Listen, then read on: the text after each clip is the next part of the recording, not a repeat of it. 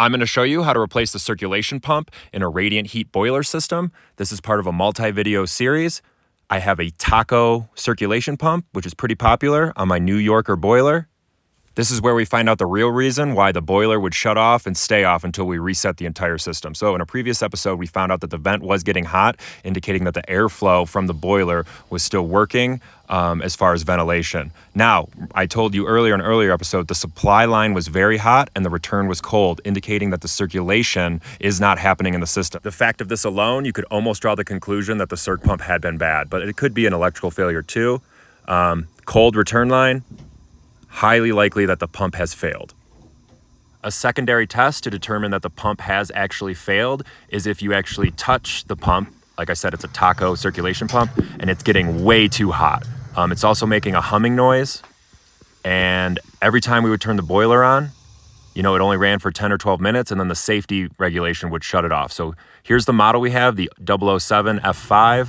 And finally, if you put this up to it, you can kind of use it like a stethoscope, put it to your ear, and you can hear a humming noise, and you can definitely tell that the impeller's not spinning and that it's just kind of burnt out.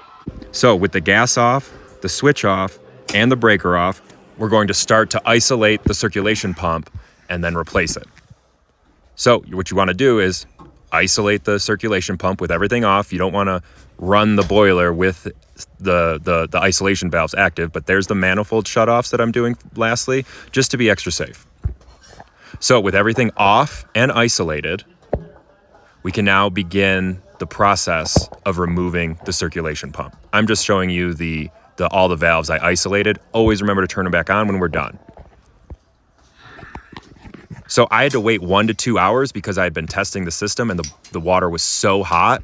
You don't want that hot water spewing out. So I waited 2 hours with it isolated, power off. Now we're going to remove the 8mm bolts that held the circ pump into kind of the circ pump plumbing.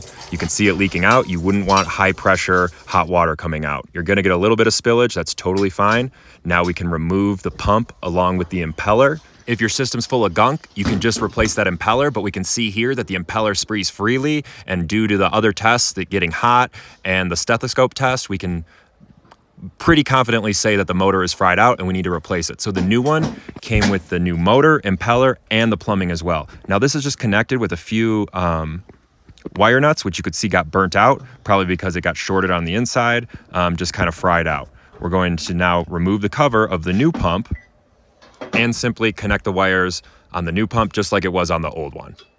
Removing the old wire nuts. In this case, I probably should have got some new wire nuts, but I didn't have any handy, so we're just going to use the old ones and it'll be fine.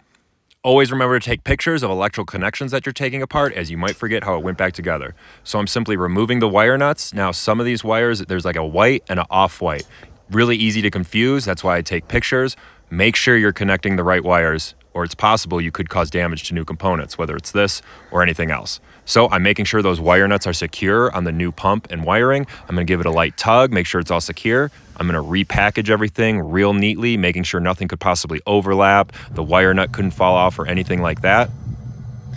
So now after everything's connected, I'm gonna put on the cover to the new pump. I'm gonna take it off of the plumbing that came with it because we don't need to replace the plumbing. It's pretty clean. I don't want to take more things apart that don't need to be, as every time I seem to touch something, it's just kind of falling apart. So I remove the new pump, new impeller from the new plumbing. I'm going to take that O-ring off, the new one. I'm going to remove the old O-ring, which is weathered beyond anything. We're just going to simply plug the new pump, impeller, and O-ring on. Now that O-ring fits in there pretty nicely, but be careful as you could drop it behind the boiler like I did and spend 10 minutes trying to fish it out. So with the new O-ring in place, installing the new motor and impeller, I very carefully, without messing with that O-ring so it doesn't pinch or anything, put the 8 or 10mm bolts back in the pump very carefully. You want to make sure you're not pinching that O-ring in a weird way so that it leaks. After getting the 4 bolts hand tight, I'm going to torque them down in a cross pattern manner. Now with everything tight, I can start to fill it with water again and check for leaks. I'm kind of throttling the supply line. Nothing started leaking, so you can go ahead and open up all the valves. And there will be, a little bit of pressure in the system simply from the pipes filling up. Make sure you get those manifold valves as well. So with everything open, we can kind of see there's no leaks present, at least at the circ pump. So with the new pump installed, isolation valves completely open, we can turn the gas on, the switch on, and the breaker on. We're gonna go to all the thermostats in all the zones and turn them on and call for heat.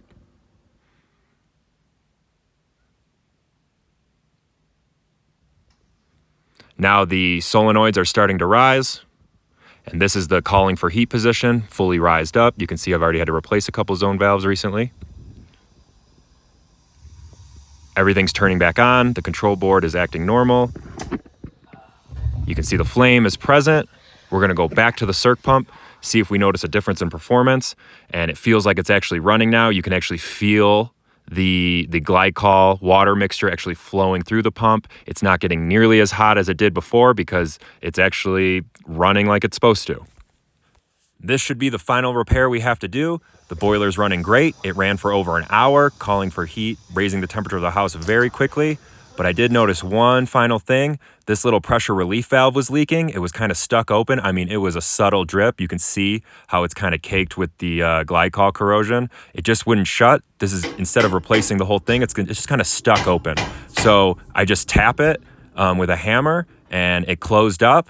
So we're gonna keep it like this for now until we need to replace it. But if you found this content helpful, hit the like button, subscribe to the channel, and stay tuned for more great videos. If you have any questions, please leave a comment.